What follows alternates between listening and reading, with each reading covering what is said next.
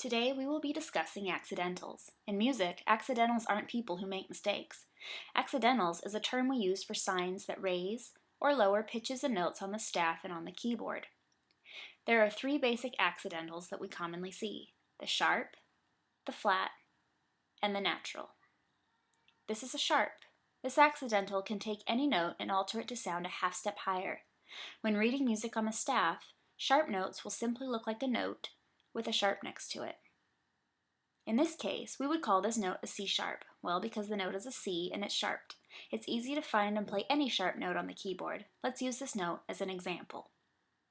To find a sharp note on the keyboard, look first at the note that the sharp is attached to. In this case, it's middle C. Find middle C on the keyboard. Next, look at the symbol next to it. Because this is a sharp, we want to play the note up a half step from middle C. So if we move up a half step from middle C, we end up on this black note. This black note is called C sharp. This is a flat. This accidental can take any note and alter it to sound a half step lower.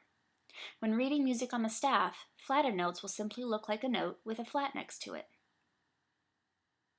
In this case, we would call this note a G flat, because the note is a G and it's flatted. It's easy to find and play any flatted note on the keyboard. Let's use this note as an example. To find a flatted note on the keyboard, look first at the note that the flat is attached to. In this case, it's treble G. Find treble G on the keyboard. Next, look at the symbol next to it. Because this is a flat, we want to play the note down a half step from treble G. So if we move down a half step from treble G, we end up on this black note. This black note is called G flat.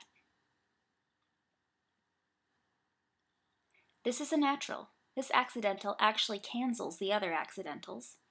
When reading music on the staff, natural notes will simply look like a note with a natural next to it. In this case, we would call this note a G natural because the note's a G and it has a natural. Let's pretend for a moment that we were playing a song with a bunch of G flats in it. Remember, G flats look like this. Then the composer decides he doesn't want G flat anymore. He wants a G natural. So in this case, he uses the natural sign to cancel the flat. Now it's basically a treble G. Find treble G on the keyboard.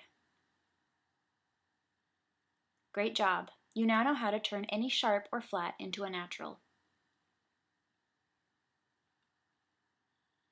You can practice finding sharps and flats for each white note on the keyboard at home. For instance, try finding the sharps for A, B, C, D, and so on.